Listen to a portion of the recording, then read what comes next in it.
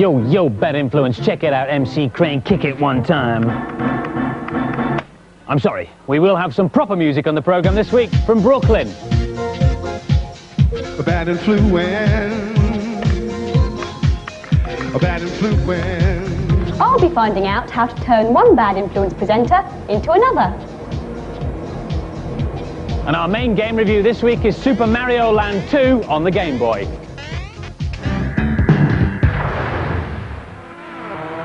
Violet! Yeah? Violet, you're on! You what? Oops, getting a bit carried away here with this, the new Nigel Mansell freewheel. You plug it into your driving sim instead of a joystick, and it's just attached by a thin wire. This game I'm playing, Nigel Mansell's World Championship, actually recommends using the freewheel for extra realism. When I steer with it, the hands on the steering wheel on screen move in exactly the same way as me, and I use these two buttons to slow up and speed up. As well as that, you can choose to do manual gears, and you change the gears then by sort of flicking the wheel backwards and forwards, which is really difficult to do and steer at the same time. Mind you, if you like driving sims, you'll love this. Oh, and the helmet's optional. Our main game review this week is Super Mario Land 2 on the Game Boy, the biggest and hottest Game Boy title of the year, starring everybody's favourite plumber. But all is not well for our hero. All the creatures in Mario Land have been turned against him by the evil Wario. To the rescue, here comes Alex. I give this game full marks. It's a great little adventure. The thing I like about it is the enhanced graphics. It's a lot better than the original one. This is the Mario map.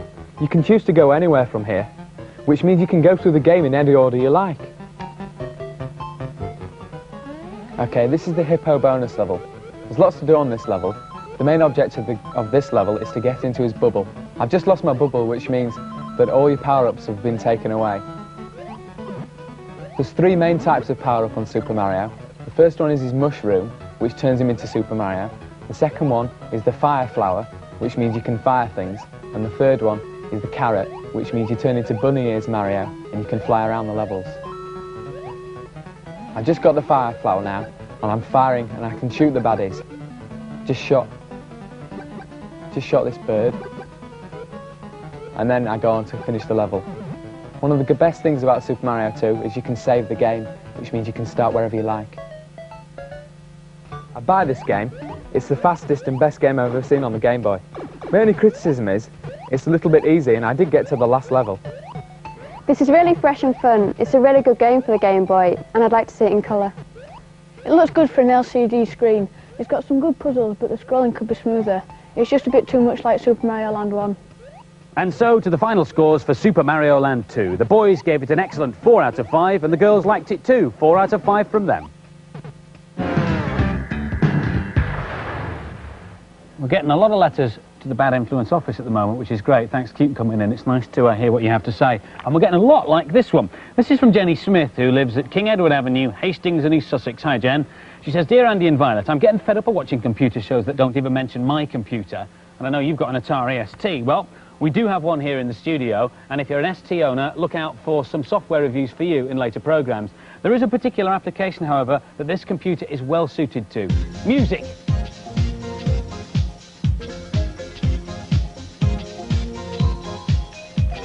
The sound of the rhythm coming to ya. Bass vibrations move right through ya. Check the controls as we start to swing. Sound so good you can't help but start to shake that thing in the place on the dance floor. We know the funky music's what you're looking for, and here it is. Can't you see? It can never be a bad influence on me. Short but sweet. These guys are Brooklyn. That's their brand new single, or at least part of it. The single's called Bad Influence. Welcome to the programme. How's it going, Andy? Nice of you to name your single after us, Jerome. We're very pleased. Well, actually, Andy, we didn't name the single You after didn't? you. No, we got the name from some slang that's used in the States by young rappers. So bad actually means good, so it's good influence and not bad influence. Well, we like the title, though. Can we borrow it, do you think? No, I don't think so. I think you can just get off now. Thank you very much. Just clear off on your way. Kevin's in the band too. Hi. He plays the keyboard and he also produces the music. And I was saying the Atari's well suited to music. How and why, Kev? Well, it certainly is, because it's the only computer with MIDI. What's MIDI? MIDI is Musical Instrument Digital Interface. And what does that do? Well, that means that with a software sequencing package, such as this one, Yeah. and this computer, I can talk to all these keyboards and tell them what to do from here. All right, show us how it works then. Right, okay, well, I put some kick drums in. You put them in, I see. Yeah. what I can do then is I can take that bar and copy it over as many times as I like. That's 16 bars of There drums is there. 16 bars of bass drums there. It sounds So- like this. Straight kick. Fair enough, yeah, but it Right. needs a bit of melody to make it a That's bit more right. interesting, Yeah. doesn't it? So I'll just take that organ off. Oh, you put that organ in already. Do you always use the mouse to put the notes into the computer? No, not at all. What I'll do now is record Mark on that keyboard. So you can actually play live in as well. So,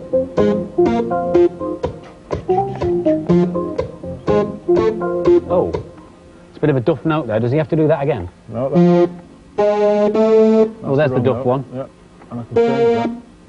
Simple as that. It's incredible, and presumably, in the same way as you reproduce the drum notes, you can reproduce that bar and I can. put it all the way through. Yep. But when it's all finished, what does it sound like? Well, it's getting there. It sounds like this. That's Mark's bit. And it's corrected as well, so we didn't have the duff note in there, which is terrific. It makes me think, what is there left for human beings to do? This does it all for you. No, it doesn't, because this is just a very useful tool. You're only limited by your imagination, really. You have to think of all the ideas first to put them into that, and then move them around. Yeah, it's an incredible bit of stuff, but it isn't creative, is it? No. Thank you for showing it to me. I may go away and record my own single on it shortly. Right. In fact, that's a competition prize if you fancy winning yourself a chance to go, all expenses paid, to the studios in Manchester where Brooklyn record, and record your own single. You can. The guys will help you write the single, they'll record it, they'll play on it for you, and you'll end up with a load of copies that you can give to your mates for Christmas. To enter, all you've got to do is listen to 5 clips of music we'll play to you at the end of the programme. They're from games. Identify the games, write them on a postcard or a stuck-down envelope, and send them to us at our usual Bad Influence address. There is, in fact, a short version of the single Bad Influence by Brooklyn on the cassette single that comes free with your copy of Bad Influence magazine, which is available now. And if you would like the full-length version, that'll be in your record shops by next week. Want to know what it sounds like? Take it away. Atari. I mean, guys. I mean, Brooklyn. I'm sorry.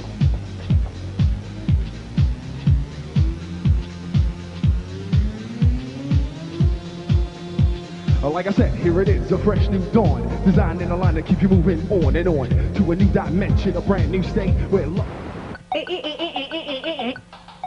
This is a cheat for Premiere, a funky game on the Amiga, yeah. This'll give you infinite lives. This is Namrud saying it ain't no jives. When the title screen shows on your TV, you gotta type in some words as quick as can be. Now I know all the pokes, peaks and bugs, so in this game type in spark plugs. The screen now flashes and it's a cert. You beat the game and you won't get hurt. Now I've got to go and put me hair in curlers, so on your way, slimy furtlers. Rapper Nam the Man there. There's lots of software around that enables you to play music on your home computer. This one's called Boombox. It lets you put down sounds to make your own dance track. I'll show you. Go into jam mode and play the track again. And we can change the synths here.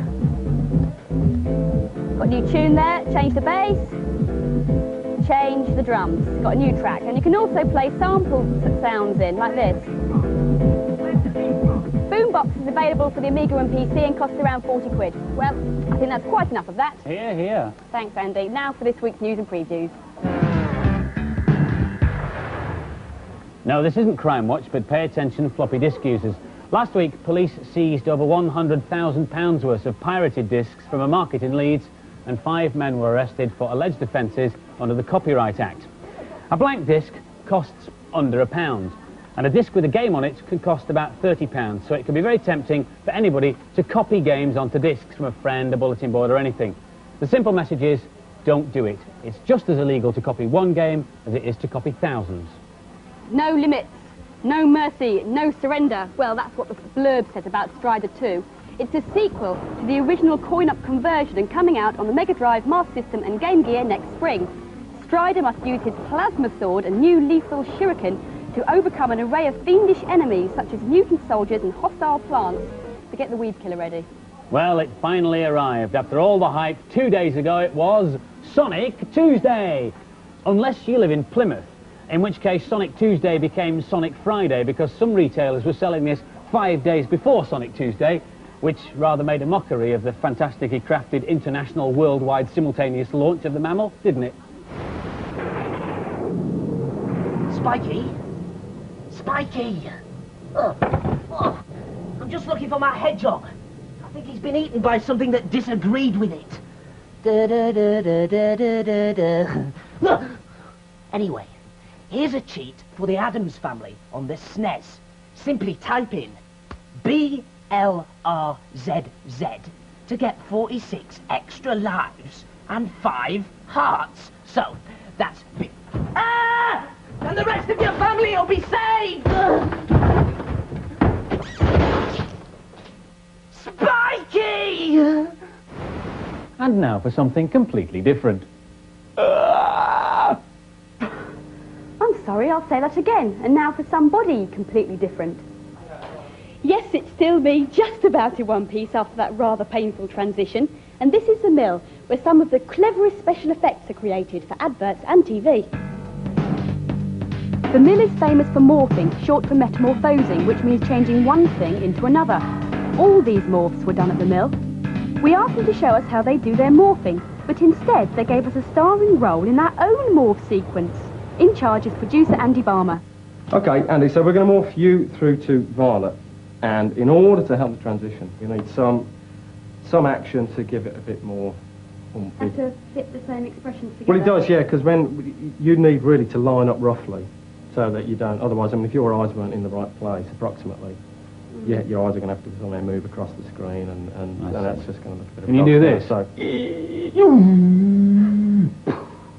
at the end, you maybe sort of acknowledge the fact that you've transformed. Become normal again. So a bit of a. Yeah.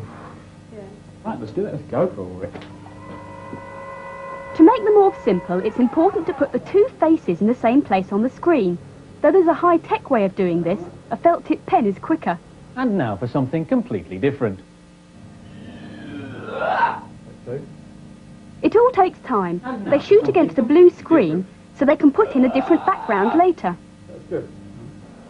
Next, it's my turn. I mean, we can resize it. Your hair's sticking up a little bit. Free-rolling.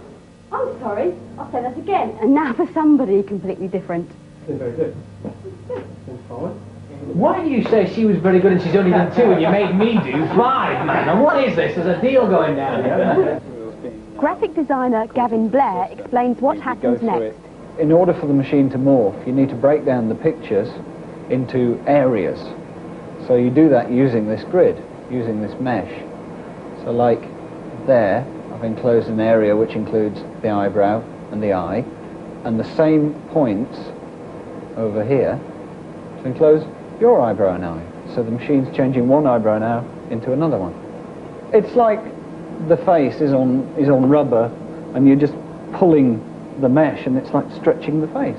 You have to track everything that moves.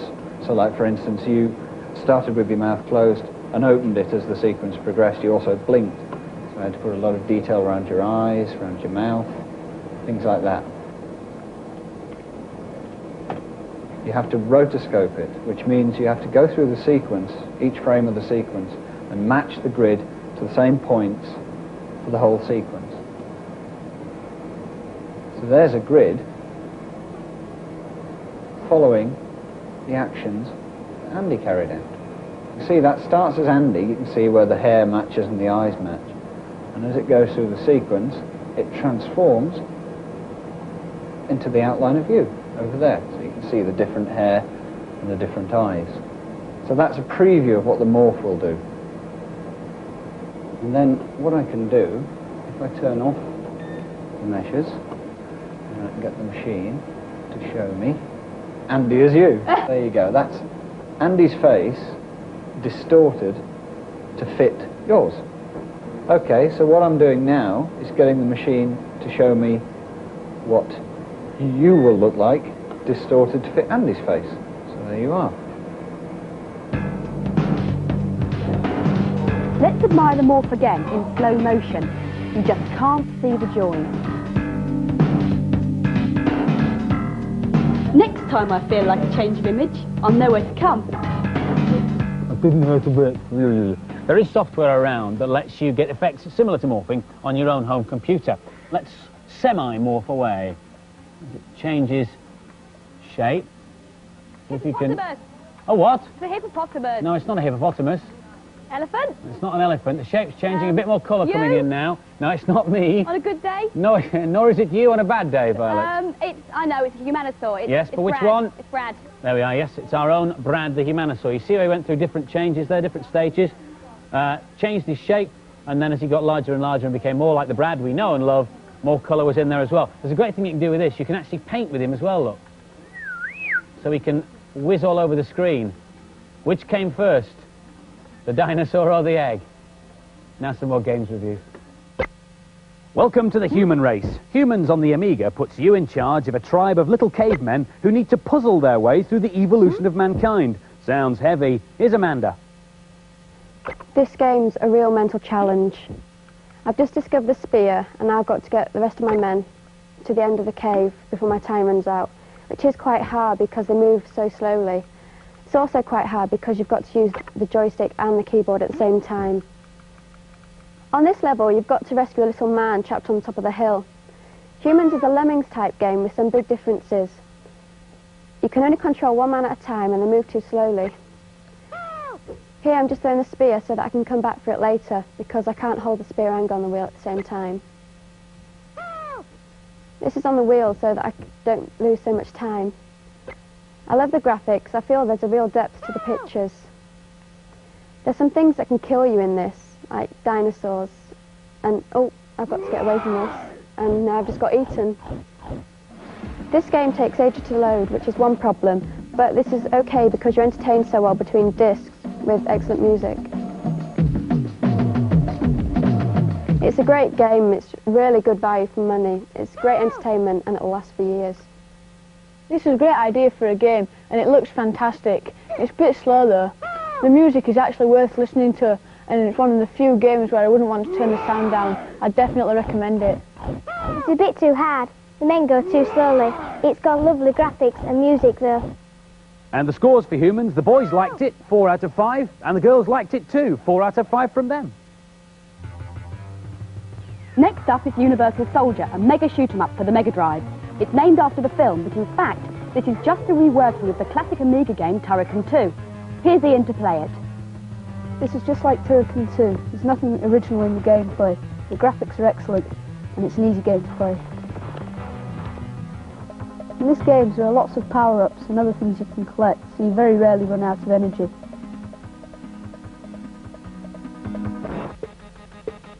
This is the end of level Meanie. He's very nasty to you. I've used my mega weapon to destroy him because it's the easiest way to do it. You can only use this weapon once per life, so you can't go around annihilating everything with it. To be honest, this isn't normally my sort of game, but I would think about buying it because I don't already have Turrican 2. I was surprised how playable I found it. I've seen it all before years ago. The effects are good, but there's nothing new here, and some of the levels are a bit too long. It annoys me when they bring out an old game under a new title. This one just cashes in on the name of the film. And the scores for Universal Soldier, the boys gave it 3 out of 5, an average score, and the girls also gave it 3 out of 5. Well, that's about it for this week, except for the competition. Last week's competition was to win a Mega Drive, a brace of Sonics, and a Bad Influence t-shirt, and we had nearly 7,000 entries. The question was, what is the name of the hedgehog in the Beatrix Potter stories? And the answer was, of course, Mrs. Tiggywinkle. And the first answer, correct answer, thrown out of the Bad Influence waste paper basket was from Leanne McMillan from Strathclyde in Scotland. Well done. If you'd like to win that weekend recording your own single with Brooklyn, stand by. The 5 clips of music you got to identify are coming up over the Data Blast. We're back next week with more Bad Influence, or join me 9:25 Saturday morning for What's Up Doc. Take care. Bye-bye. Here comes the competition music to identify. 1, 2, 3, 4, and 5.